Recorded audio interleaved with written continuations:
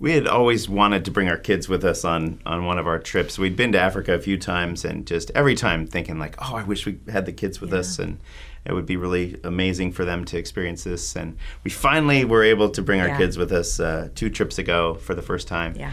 And we brought 3 teenagers with us, and there were all kinds of interesting parts of that, but I'll let you talk about how that came about, because our kids had never been anywhere. We hadn't taken them on faraway vacations. And we'd actually never flown before with the kids. We'd been kind of broke. We couldn't afford it. But we finally were able to afford it. And we brought 3 of our kids. And since they'd never been on a plane before, their very first trip was a 28-hour flight to Africa. And three-quarters of the way Addis Ababa. 3/4 of the way through, you land at Addis Ababa in Ethiopia, so you can get a smaller flight into Rwanda. So my kids were thrilled with me in the first place. They're thinking air travel's horrible, and not knowing that it's not always that long in a plane. So I said to the girls, knowing that they're going to want this more than anything, girls, I know exactly where the bathrooms are. So as soon as we got the plane, I start taking us down this long corridor to the end of the hallway where the Muslim prayer rooms are, stationed right next to the bathrooms. Because in that faith, you need to ceremonially wash before you go in there. Right. So it makes sense that they're located. But when we walked in those bathrooms, they're dilapidated bathrooms, broken down, no doors, and a lot of people are splashing in there, getting ready for their ritual. And there's probably 50 people in a 10-person bathroom. Absolutely. So my girls have eyes this big, my little Orange County princesses, and I'm like, girls, just get in here.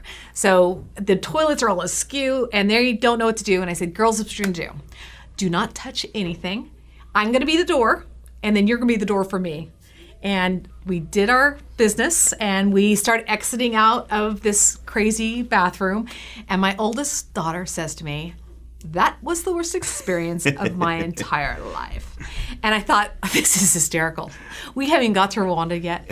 You have no idea. She's gonna be ruling the day she said that, because you're going to the bathroom, and not all trips are like this, but the trip we were going on, it's a hole in the ground. It's a remote village. In a remote village, and it doesn't smell looking well. at you. No privacy.